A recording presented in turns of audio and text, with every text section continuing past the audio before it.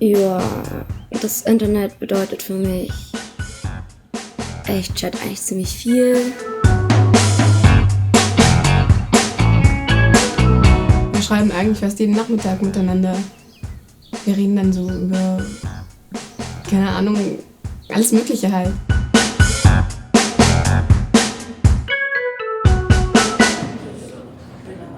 Laura und Mara sind beste Freundinnen. Seit sie beide auf dem Schiller-Gymnasium Plankstadt in die 5. Klasse gekommen sind, wissen die beiden 14-jährigen Teenager alles voneinander und sind fast immer zusammen anzutreffen. Das Internet spielt in ihrer Freundschaft eine wichtige Rolle. Das Problem ist halt, dass die Laura draußen in Marktfelden wohnt. Das sind so um die 20 Kilometer. Und da hat meine Mutter natürlich auch nicht immer Lust, mich rauszufahren. Ist ja auch klar, aber ja, ist halt doof. Und dann schreiben wir halt über ICQ, manchmal auf Facebook, SchülerVZ miteinander. Besonders gerne fahren die beiden Freundinnen ins benachbarte Recklingburg zum Shoppen, Kaffee trinken oder um ins Kino zu gehen. Gab's denn schon mal Streit? Nee. Nee, echt nicht, oder? Krass. Ja. Und wie sieht's mit Jungs aus? Nee, Jungs kann ich gerade im Moment überhaupt nicht gebrauchen. Also, ich hatte ja gerade mit meinem Ex-Freund Schluss gemacht und es war so peinlich. Es war einfach nur noch kindisch. Also, ich weiß ja. Aber dich hat's ja gerade im Moment auch ein bisschen erwischt, ne? Stimmt doch gar nicht.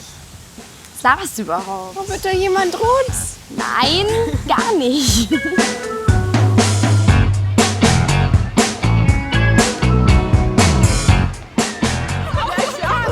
Könnt ihr dann alle kommen? Könnt ihr das irgendwie... Ja, klar, es gibt Zeit. Ich habe Zeit. Ich freue mich dann schon.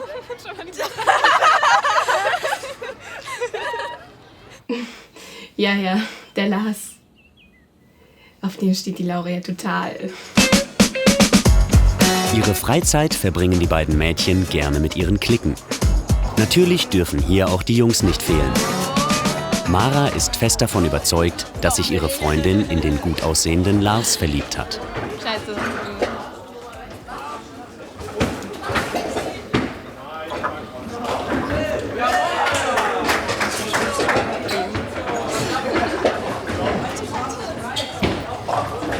Also hier zu meiner Rechten sehen Sie ein besonders verliebtes Modell des Homo sapiens. Gut zu erkennen an den Blick in die Ferne gerichtet, auf das Objekt der Begierde. Genau, wenn man sie anspricht, da reagieren sie immer besonders komisch. Was denn? Geh doch einfach rüber zu ihm, wenn du ihn so cool findest. Überhaupt nicht. Ich will gar nichts von dem. Als ob. Echt nicht. Laura, das ist wirklich überhaupt nicht schlimm. Das ist was ganz Natürliches. Haltet doch einfach alle die Klappe. Laura ist zu schüchtern, um ihren Schwarm anzusprechen. Auch Mara ist mittlerweile etwas genervt von der Zurückhaltung ihrer Freundin und überlegt, wie sie Laura helfen kann. Ich kenne ja die Laura. Ich meine, die steht echt schon seit einer halben Ewigkeit auf den Lars. Und die wird sie ja niemals selber trauen, ihn anzusprechen. Ja, deswegen habe ich mir gedacht, muss ich denn mal was unternehmen. Um ihrer schüchternen Freundin zu helfen, erstellt Mara in dem beliebten Chat der Freundinnen einfach ein neues Profil unter dem Namen von Lauras Schwarm. Das Mädchen will sich als Lars ausgeben und mit Laura über das Internet chatten. Sie hofft, dass Laura so ihre Zurückhaltung verliert und Lars anspricht.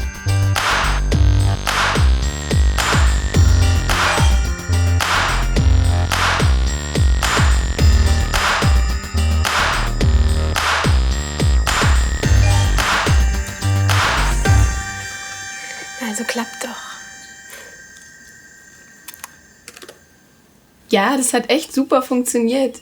Ich meine, die hat mir sofort abgenommen, dass ich der Lars bin. Das hätte ich echt nicht gedacht, aber wir haben echt ewig miteinander geschrieben. Mindestens 4 oder 5 Stunden. Und wir haben auch über alles Mögliche geredet. Maras Plan scheint aufzugehen. Ihre Freundin Laura fällt auf Maras kleine Notlüge herein und denkt, sie schreibt mit Lars. Ich habe mich total gefreut, als Lars mich angeschrieben hat. Wir haben bestimmt ewig geschrieben, 4 oder 5 Stunden. Er war echt richtig cool. Und dann am nächsten Tag habe ich ihn zwar nicht gesehen in der Pause, aber naja. Besser raus. Ja, genau. Ja? Oh, ja, ist schon besser irgendwie. Ich habe dann gleich, als ich nach Hause gekommen bin, habe ich gleich nachgeschaut, ob er on ist. Ich habe ihn auch gefragt, wo er in der großen Pause war. Und er meinte, er hätte Sport gehabt und hätte es halt deswegen nicht rechtzeitig geschafft. Sie hat mich eben dann am Nachmittag auch gleich direkt als Lars angeschrieben. Das fand ich ziemlich cool, weil sie da endlich mal von alleine den ersten Schritt eben gemacht hat. Und ich meine, das zeigt ja auch, dass meine Aktion hier irgendwie Erfolg hat. Wir haben dann wieder so 2 Stunden miteinander gechattet. Ich habe dann irgendwann gesagt, dass ich zum Fußballtraining muss, weil mir einfach nichts mehr eingefallen ist. Es war halt nur blöd, dass der Lars dann am nächsten Tag nicht am Pausenhof war. Ja, nein, ich habe gehört, dass man sich bewegt, jetzt im Wasser sein soll. Ja, da kann man hin. Und dann kann man sich drauflegen und so. Jahreskarte, stimmt, die müssen wir noch holen. 13 € oder sowas. Echt? Ja, weil da war doch ein Vorverkauf. Ich hab den Vorverkauf. Es wäre halt jetzt die letzte Gelegenheit gewesen, dass die Laura den Lars hätte ansprechen können. Ist halt jetzt ein bisschen bescheuert, weil ich ihn auch noch übers Wochenende spielen muss. Aber es geht halt jetzt nicht anders. Mara hofft nun, dass ihre Freundin durch das Chatgespräch am Wochenende selbstbewusster geworden ist und sich traut, Lars anzusprechen. Nein, der hätte nicht bearbeiten können, die andere Hälfte ist falsch. Ja, bei mir kriegst du so richtig Ergebnisse runter. Der geht bestimmt, also wenn ich Glück habe, machen wir 5 Minuten 3 oder so. Lars? Ja, Ich wollte dich mal was fragen.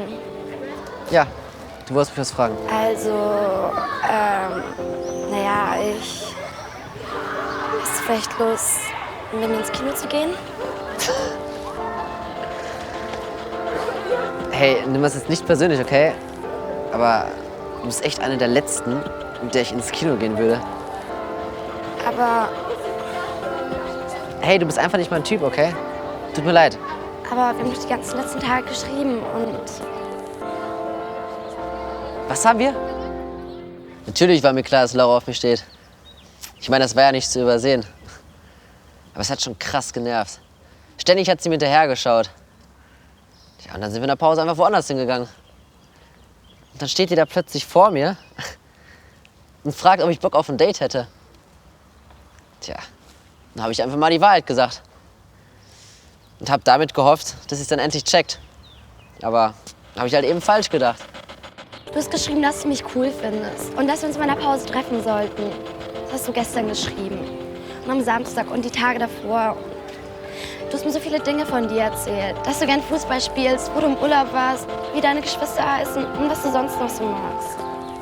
Ich weiß ja nicht, wo dein Problem ist, aber ich habe mit Sicherheit bessere Dinge zu tun, als mit dir zu chatten.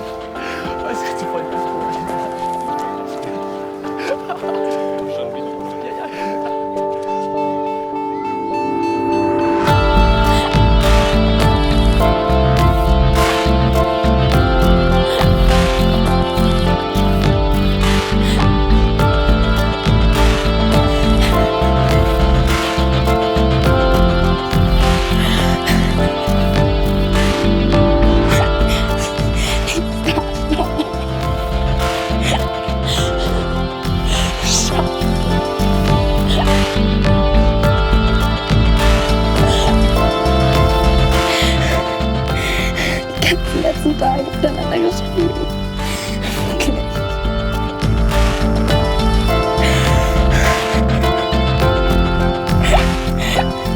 Wir hätten wieder ihn anzusprechen. Was macht der Idiot?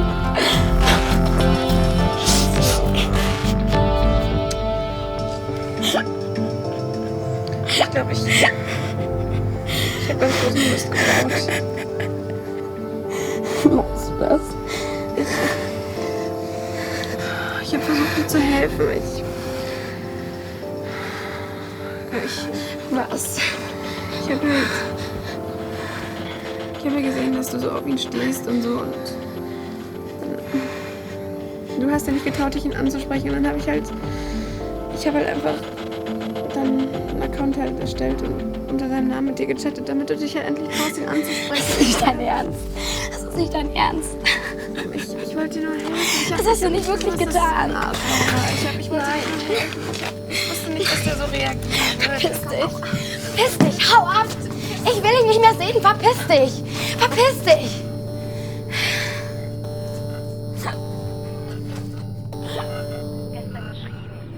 am Samstag und die Tage davor. So viele Dinge von dir erzählt, dass du gern Fußball spielst, im Urlaub warst, wieder die Schlüsse halten, was du sonst noch. Dass du mich cool findest. Und dass wir uns mal in der Pause treffen sollten. Das hast du gestern geschrieben. Und am Samstag und die Tage davor. Du hast mir so viele Dinge von dir erzählt, dass du gern Fußball spielst, wo du im Urlaub warst, wieder die Schlüsse halten.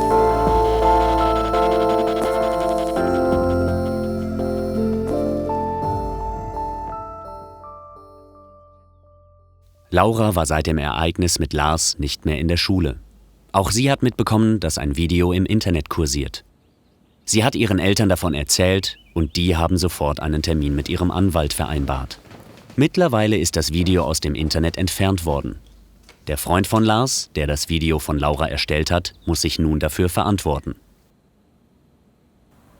Ich denke, ich habe daraus gelernt. Und dass ich mich gleich an meine Eltern gewandt habe, ich glaube, das war echt gut. Die haben mir sehr geholfen. Die Wogen in Lauras Leben haben sich vorerst geglättet. Das Mädchen geht nun wieder zur Schule und trifft sich mit Freundinnen. Zu Mara hat sie noch immer keinen Kontakt. Am Nachmittag hat sie eine Verabredung mit Jenny.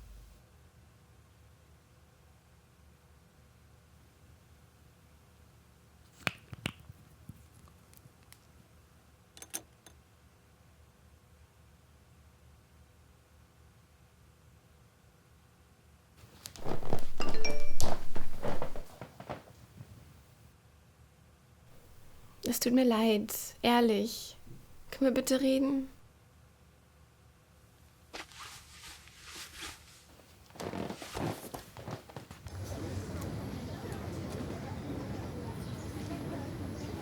Jenny und Mara haben sich in der 7. Klasse kennengelernt, als Jenny in den Ort gezogen war.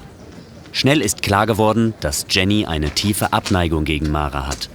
Für Laura ist Jenny, die noch eine Rechnung mit Mara offen hat, also eine willkommene Abwechslung. Wie geht's dir denn jetzt eigentlich? Ja, echt ganz gut. Ist jetzt alles vorbei. Ich glaube, du hast doch voll Glück gehabt. Mit dem Video meine ich. Eine Freundin von mir hat mir erzählt, dass ein paar Jungs ein Mädchen gefilmt haben, als sie sich umgezogen hat. Das Video wurde dann ins Internet gestellt und mittlerweile hat es einfach die ganze Stadt gesehen. Voll krass, oder? Schon heftig. Hallo, was soll das für dich sein? Ich habe noch gar nicht in die Karte geschaut, sorry. Okay. Sag mal, hast du dir mal überlegt, dich zu rächen? Wie meinst du das? Naja, nach all dem, was sie dir angetan hat, dir muss ja echt beschissen gegangen sein. Ja, schon eigentlich.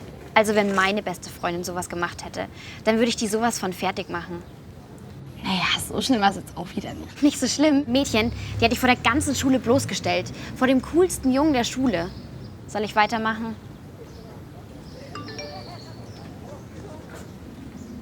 Ich würde alles tun, dass wir wieder Freundinnen sein können. Alles. Wer schreibt denn? Niemand.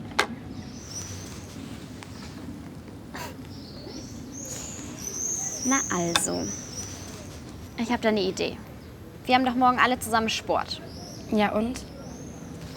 Wie wär's, wenn da ganz zufällig jemand Mara beim Duschen filmen würde?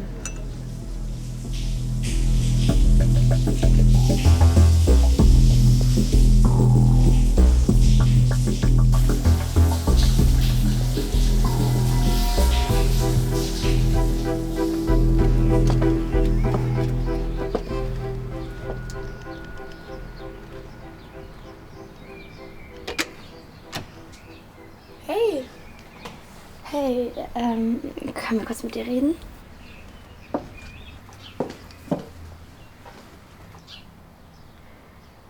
Was macht die denn hier? Können wir reinkommen? Ja.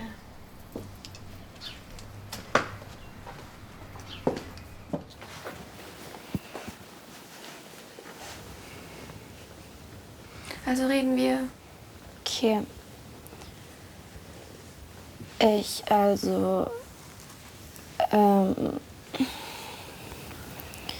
habe mir gedacht, dass... Ach, scheiße, Jenny. Können wir kurz draußen reden? Ja. Was ist denn jetzt auf einmal los? Mensch, scheiße, ich kann das nicht. Was? Wieso denn nicht? Naja, ist es richtig, was wir gerade tun.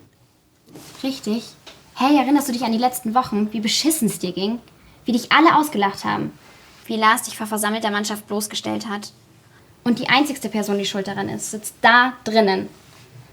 Also lassen wir sie doch ein bisschen dafür bluten, was sie dir angetan hat. Hey, wir haben das Video und setzen sie ein bisschen unter Druck. Hey, wir stellen es doch nicht wirklich ins Internet. Sie soll einfach nur mal merken, wie es dir dabei ging. Wirklich, das ist alles ganz harmlos. Und danach könnt ihr euch ja auch wieder vertragen. In Ordnung?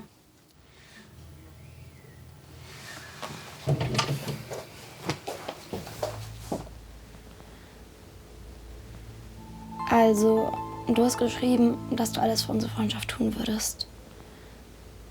Und nach dem, was du mir angetan hast, fände ich es nur fair, wenn dir das Gleiche passieren würde.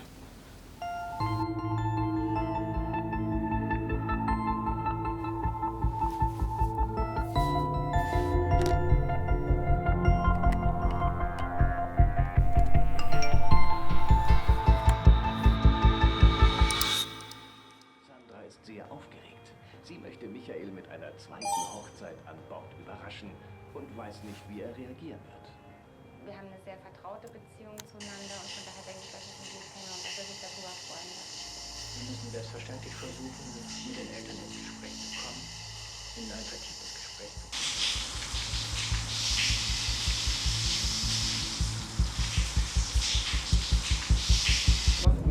Nein, das gibt's ja gar nicht. Echt, das war. Was? Nein! Nein! Alter! Das ist Nacktvideo! Von der Stampe! Das ist die aus unserer Stufe! Die Mara! Scheiße!